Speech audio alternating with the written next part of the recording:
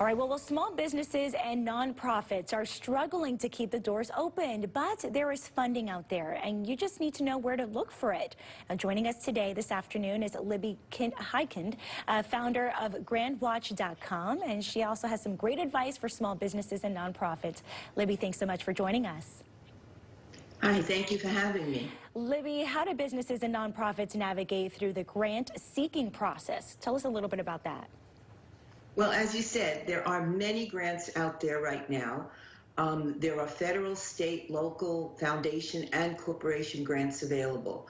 The most important thing is to look for grants that are currently available. Don't look for grants that are past due. You want something that has a 3-week lead time at least. And you want to make sure that you match what you want to do with what the funding source is looking to pay for, is looking to fund. And that your target audience that you want to serve also matches the target audience that the funding source wants to serve. Okay, and this next question might tie to a little bit to your answer, but how can municipalities, philanthropists, and other organizations let people know about the grants that they have available?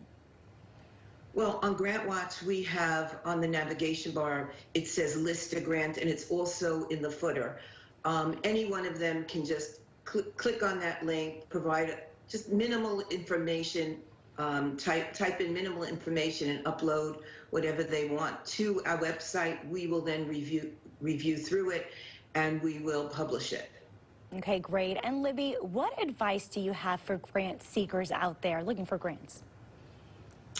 The most important thing is, well, first most important thing is always follow directions. Because if you don't, the grant will end up in the trash. If they say they want the grant written in 14-point font, don't give them 12-point font. Very simple things we all learned when we were taking an English class.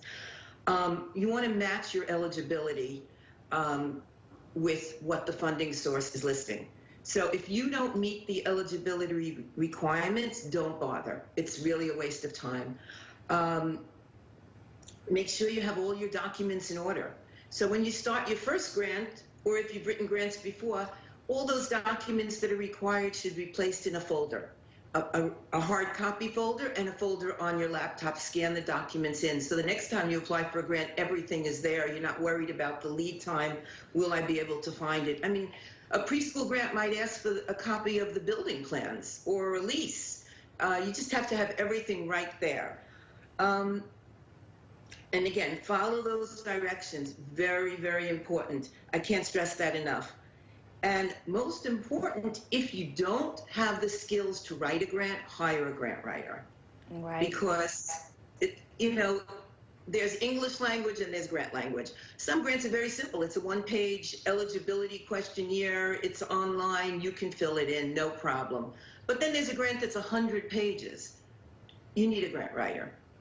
All right. Well, Libby Hikind, founder of GrantWatch.com, thank you so much for those great tips. Thank you for having me. All right. Well,